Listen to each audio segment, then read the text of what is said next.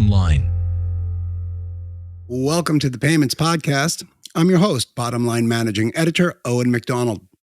We're viewing business payments through a vertical market lens in this episode by looking at 5 key themes common across most verticals. These themes are legacy tech, reputational and operational risk, fraud and cybersecurity, internal team pressures, and modernization. Then we thought, who better to tackle this beast of a topic than our colleague, Richard Ransom, Head of Solutions Consulting for Corporates at Bottomline. Richard Ransom, welcome back to the Payments Podcast. Thank you, Owen. Very glad you could be here. We're talking about solving 5 key B2B payments challenges across verticals. So let us begin. More companies are now diagnosing and addressing legacy tech problems. What about that, Richard? In what ways does legacy technology create unique challenges for B2B payments in different verticals? And what are the risks of not modernizing around that? So in our experience, B2B payment systems are often updated at the speed of the back office systems that feed them, like billing, ERP, and payroll. And what this can mean is systems fall behind compliance, regulation, access to innovation, and become victim of increased security threats. The risks of not modernizing are particularly felt in areas like financial institutions and insurance, where the burden of regulation is much larger than other types of business. And what this means is we get layers of technical insulation that proliferate as middleware is used to mitigate the costs of making changes to elderly systems. So, in addition, the amount of siloed legacy systems in the office of the CFO, so APAR, Treasury, mean that adoption of wider initiatives with B2B payment benefits, like extended data in ISO 20022, for example, are considerably slower than anticipated. So whole economies miss out because legacy systems don't allow this innovation to happen. And what you see is the least cost route to ticking a compliance box rather than being able to really build on what these things are meant to do. And for large-scale billers such as insurance, utilities, and telcos, the increasing costs of management of aging billing systems, which is not uncommon for them to be 20 or so years old, mean the need for modernization is becoming inevitable. And with uncertainty in how aging payment systems we updated in Central, so in the UK, our ACH system is due for a refresh. We don't quite know when. That means organizations are looking to trusted third parties like Bottomline to provide end-to-end direct debit management, for example, to augment their new billing systems and keep them relatively future-proof. And this is going to be the same situation everywhere in the world. Keeping the core things core, like calculating the bill, but the way that that subscription is managed, that's more often going into an external system to mitigate that risk of not modernizing. Now, a company is perceived according to how well it delivers on expectations. That, in turn, depends on operations. How do reputational and operational risks manifest in B2B payments, Richard? Can you share an example of how organizations in different verticals are addressing this? Yeah, and that reputational risk can come from something as simple as not paying someone on time. And that isn't great for the payee, so it's not great for me not to get money, but for the late payer, there's a reputational risk.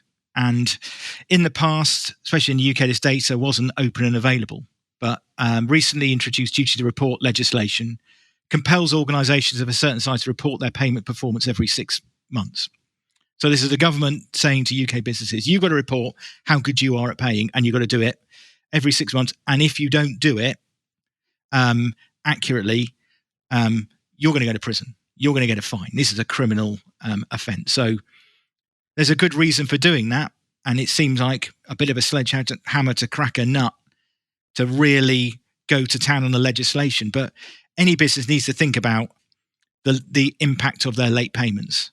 And where we're seeing this really come to life is when organizations are looking to get in a partnership with another organization, and especially in utilities and telcos and insurance and FIs, where there's a lot more openness around governance. And we're seeing that ESG is having an influence on purchasing decisions. So it's just not about how environmentally sound your data centers are and how energy efficient you are and how much green space you have, but increasingly on the G of ESG, the governance.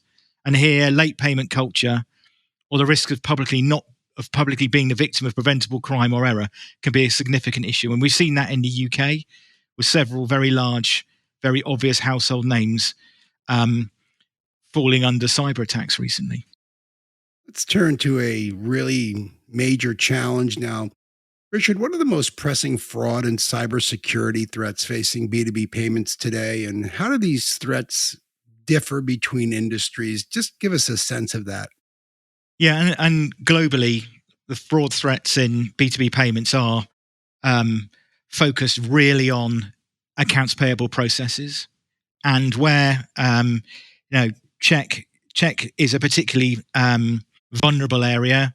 But we're moving away from check everywhere in the world, and in the UK, 84 million checks were printed last year. So it's something that's going in the US. US Treasury is going to stop printing checks. These things are really important. Where the threats are around things like business email compromise, and increasingly fraudsters are looking at things like deepfake technology to become the CFO or the CEO and pressure people on making payments. So the cost of doing those frauds is quite high, and they tend to be more external, but really lucrative if you get it right. If you look at internal fraud threats, these are quite cheap for the people to do because they're the people inside the organization. And we found, talking to customers, that especially in charities, education, local government, the actual individual fraud values tend to be lower, but the cumulative effect is quite significant. And this is where insiders know how internal processes work. They tend to be less supervised, and the impacts on the organization can be much more severe. So one area where we see particular pressure is the onboarding of vendors and changes to existing vendor details. So anything that can help validate and verify that information is really important. Where you have a third party validating suppliers and vendors on a payment network, like in Paymode, for example, and where you have something like Confirmation of Pay in the UK that does a live bank check of account ownership. These can make a massive difference, but these processes continually need to be reviewed. And looking at further into things like cybersecurity threats, and I mentioned them in the earlier question. So where cyber attacks have become particularly lucrative for the criminals is around the value of the data that is being sold. So what we've seen in utilities in particular is the value of tokenizing bank account data with the real data stored with a secure third party. So it takes away the burden of risk and management of this data away from the organization. And in terms of things like GDPR regulations, it protects that personal identifiable information. But in a wider sense, for any data, be it businesses or personal, hiding that data away from that cyber attacker can only help to mitigate the threat. Let me ask you this, sort of dovetails with that. How are regulatory requirements like failure to prevent fraud and other payment regs influencing B2B payment practices across verticals? What are the commonalities when it comes to compliance?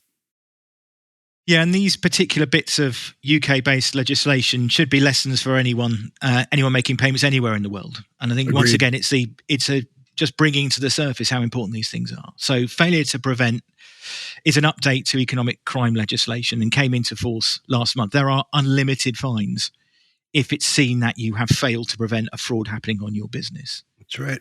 So businesses need to do more to ensure the right technical and process solutions are in place. So we expect this to drive positive behaviours across all verticals, but especially in sectors such as manufacturing, utilities and telco, where higher value payments are common. So this is where we see that failure to prevent coming in. The organisation gets stung for large multi-million frauds that it could have done something about. And that might be an internal threat, but it's more attractive to make those large value frauds.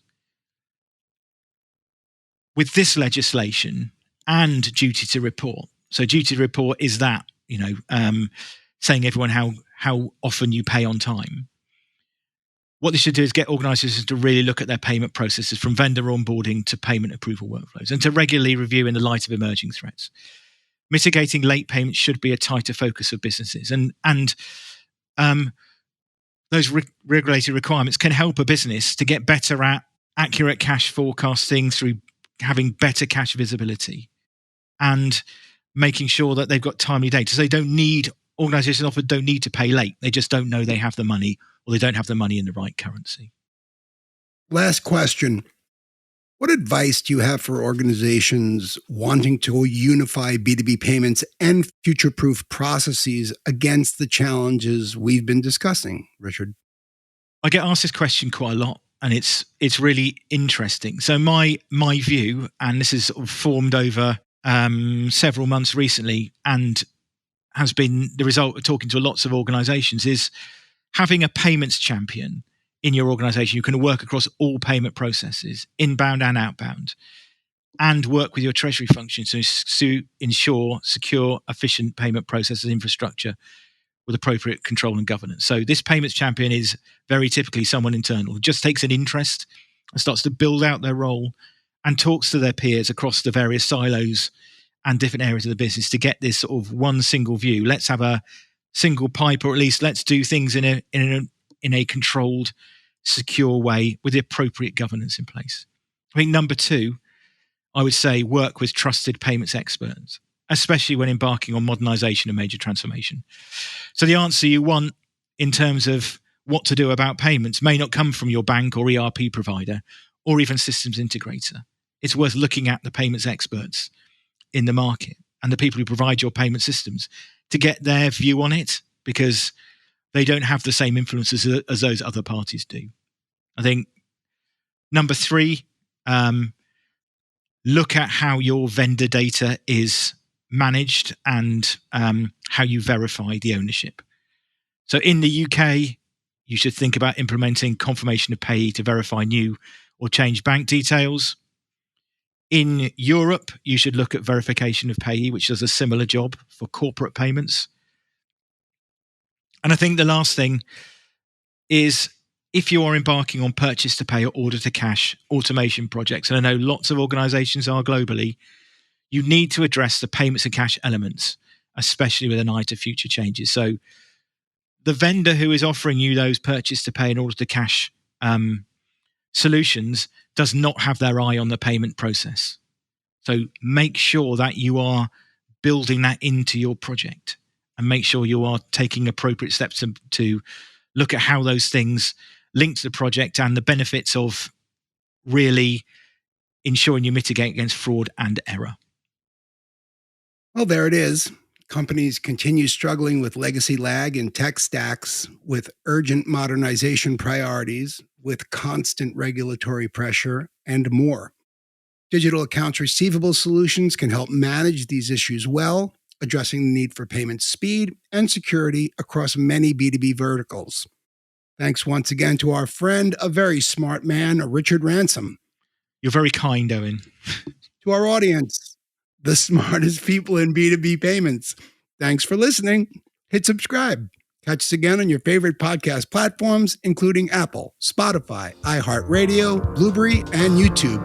Bye for now.